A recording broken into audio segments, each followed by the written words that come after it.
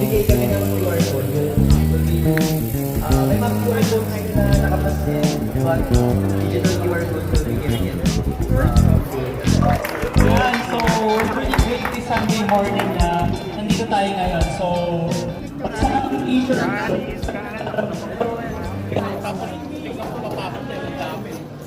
Tanichi in the house. Sir, good morning.